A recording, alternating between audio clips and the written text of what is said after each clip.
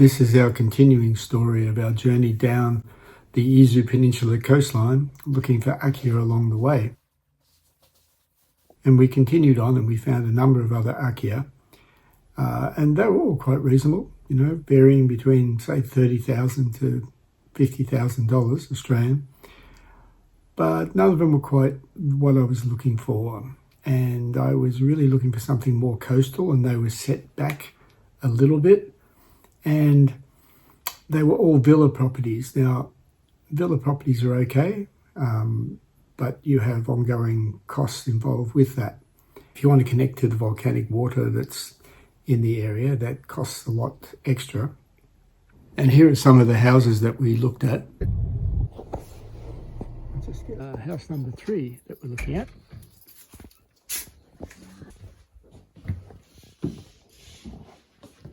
Kitchen.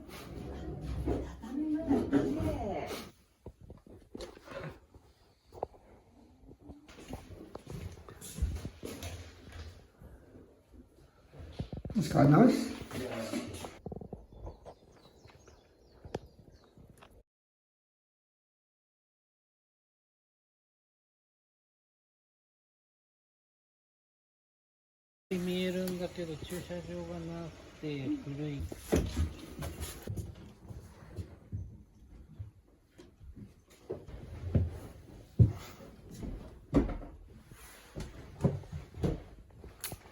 Oh yeah, bathroom is cute.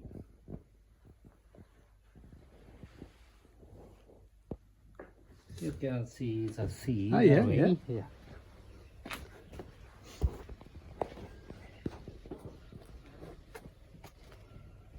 Be quiet. Yeah.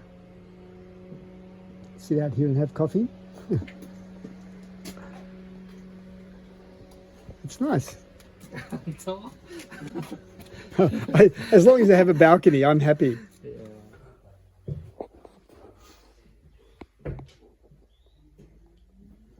Now we've stopped to get something to eat at this food stop, which is interesting because without my wife, I don't think I'd probably starve in Japan trying to figure things out, especially with the machines that you buy where you buy food. I'll show you one. Hold on. And there's my lovely wife who just bought some oysters with mayonnaise or something. Probably the only way you can make that stuff taste good.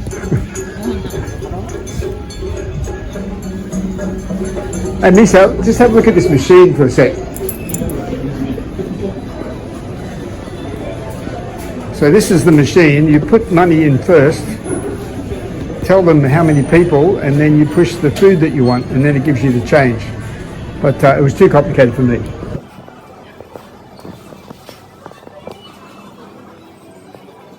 And here's Hamada-san, whose English is very good.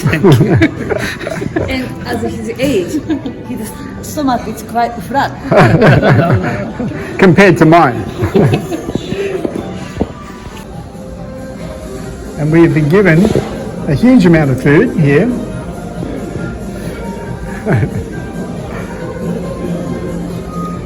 And Misao is eating a small meal, whereas Hamada-san and I...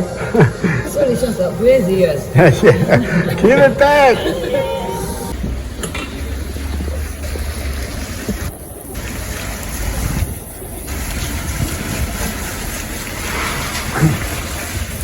I'm not even quite sure what that is. I thought originally it was the head of a camel to go with the cactus at the front with some sort of desert theme, as you can see there. But now, whatever that is, has an oyster on its head. I love Japan. And this place sells lots of oyster stuff. We've now had lunch and we're off to Amagi Kogen. And there's my lovely backseat driver, Misao.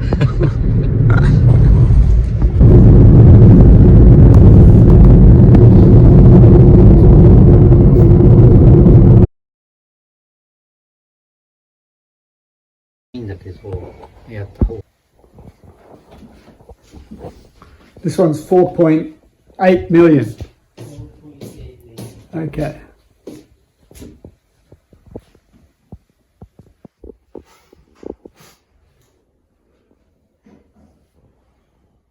Oh, that's all right, isn't it?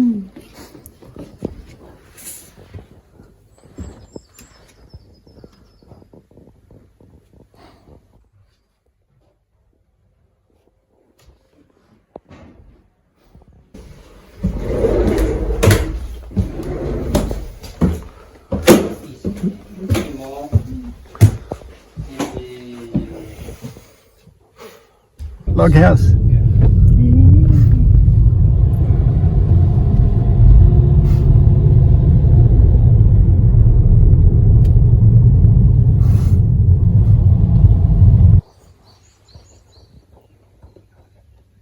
And this one is 5 million. Yes. Okay.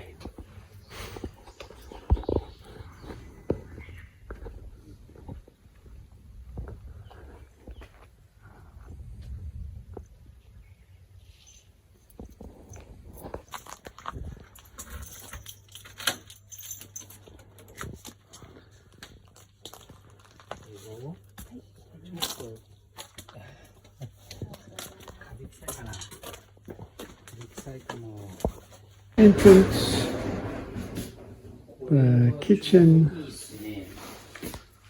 the living room. 空の色と海の色が一緒になっちゃってるんで。すみません。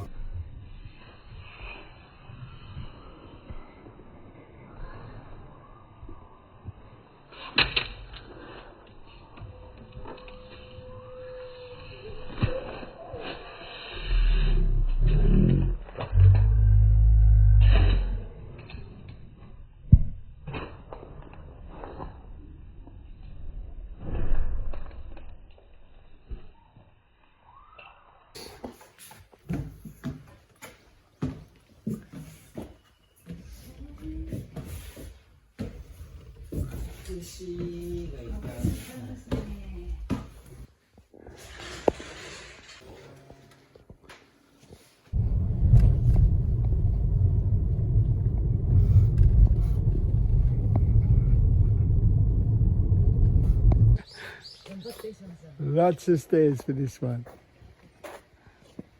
Okay. See how we go. 気をつけてください。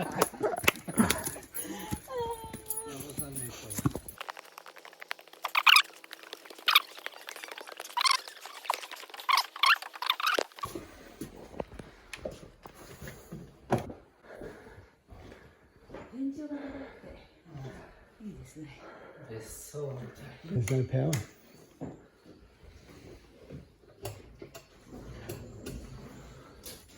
奥に行くのを気をつけてください。Yeah, yeah. I know, I know.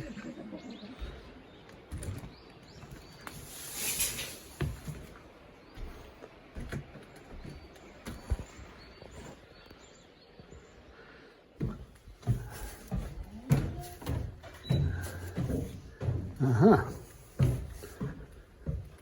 Oh, jumps. That's quite nice, isn't it? Yeah, I like the layout of it. I just think those stairs would be a killer, that's all. ここがなんか一番別荘っぽい感じが。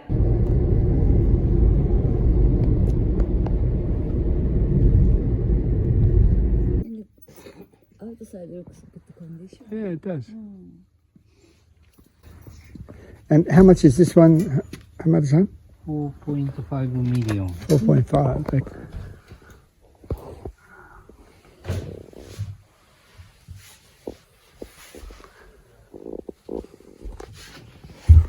Tatami room.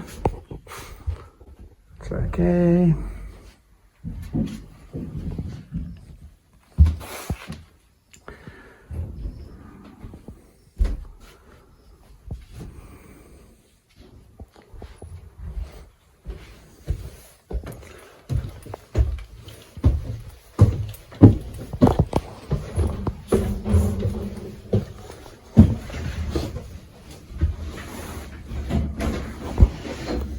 kitchen. That's bigger than I thought.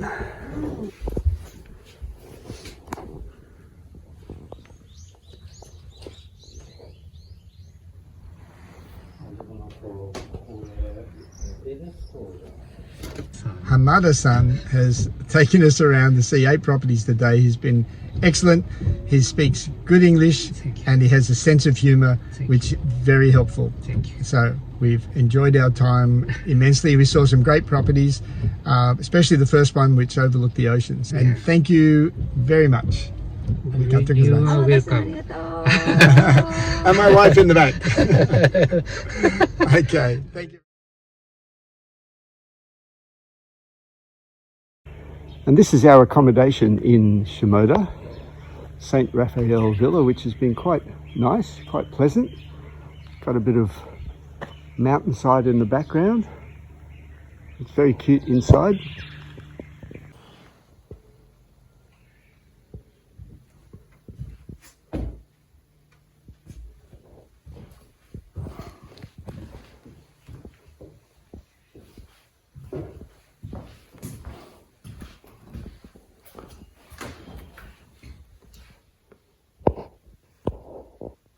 We're down at Shirahama Beach, and you can see it in the background. I'll show you a better shot of it in a minute.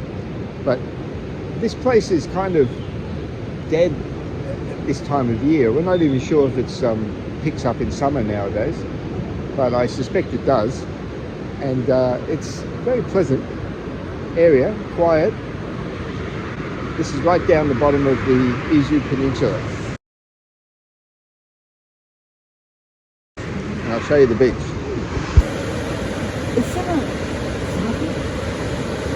Yes. And this is a surf beach. No one much here at the moment, but quite popular for surfing in the summer.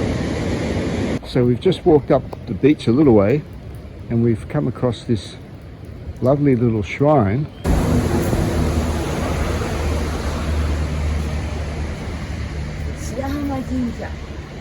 Ah, Shirahama Jinja, which is Shirahama Shrine.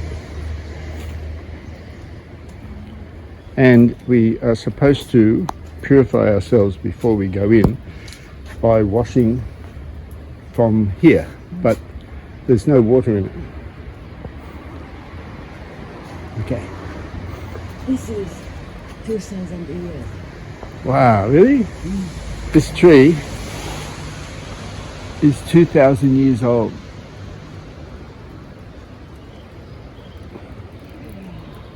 Amazing.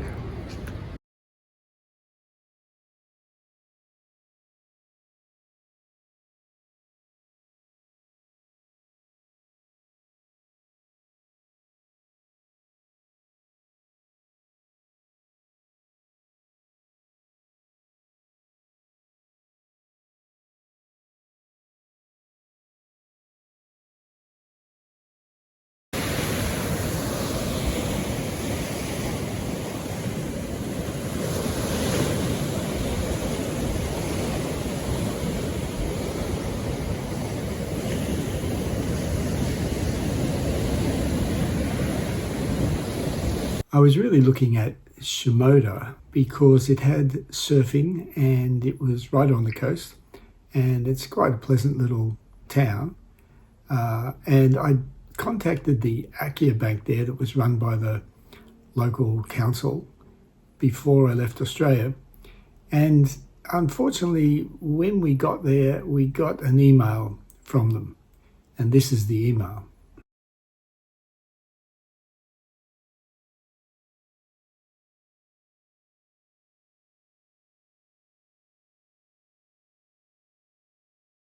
That was a bit frustrating, so we did contact some other real estate agents in the area, but most of the stuff they had wasn't very appealing, and they actually, some of them persuaded us against looking at these properties because they'd been affected by earthquake and they were tilted or the floor was buckled or whatever. So we decided against those ones, and we didn't even bother going to see them actually. I went back and had a look at this house just recently. It's still on the market and it's now 65,000 Australian dollars. And I can't remember the exact price when I was there, but it was certainly a lot less. So I'm not sure whether the prices are starting to go up or whether that's just an anomaly, but something to be aware of. In some places, the prices of Akiya do seem to be increasing. So when you are confronted with obstacles in life, in the words of Shackleton, obstacles are just things to overcome. We decided to go to the aquarium, as you do.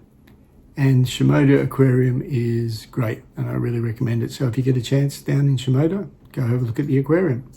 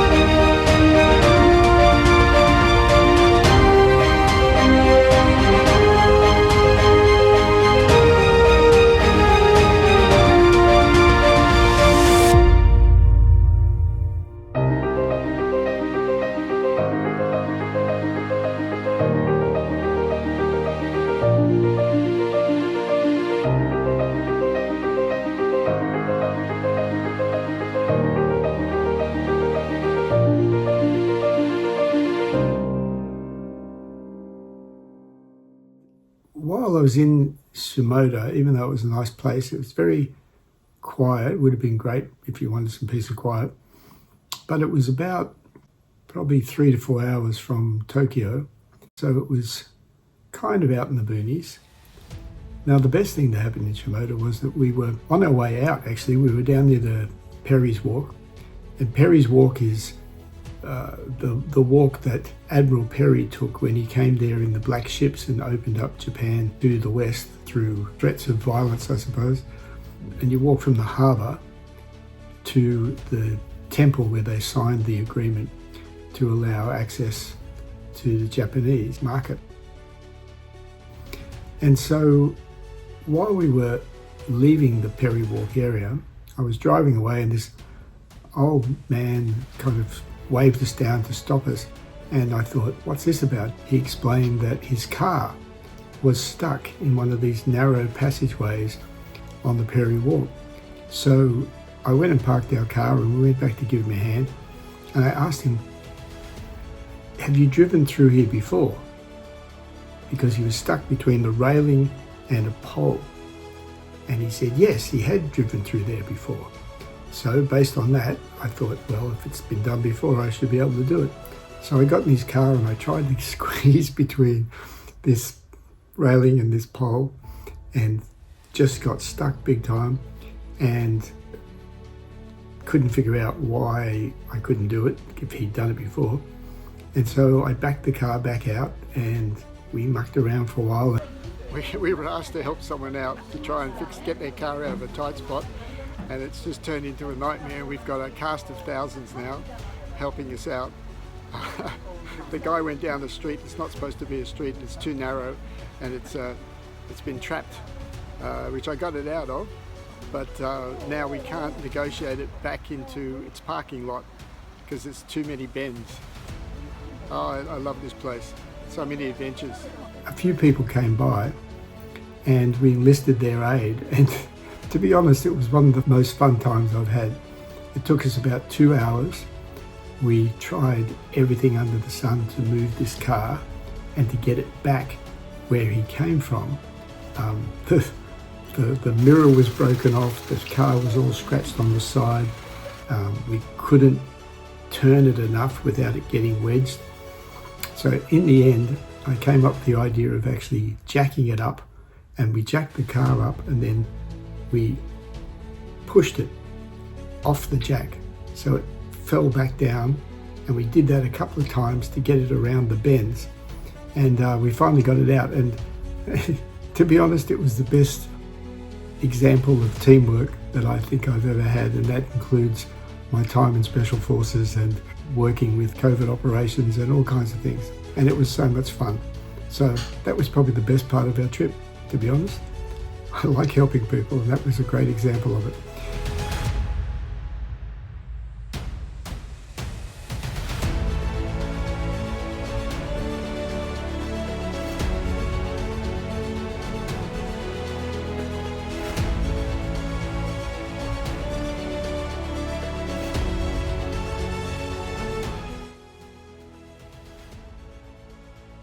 So Shimoda didn't work, and I thought to myself, well, Kamakura is a place that I really like, so maybe we'll work out something there. And Kamakura is not that far from Tokyo, it's to the south of Tokyo. So that was the plan. We'd go back to Tokyo, we'd go down to Kamakura, and we'd look for a place there. But that's for another video. And in the meantime, if you are interested in learning more about buying an Akiya in Japan, please get my book, 7 Steps to Buying a Cheap House in Japan. Thanks for watching. See you in the next one.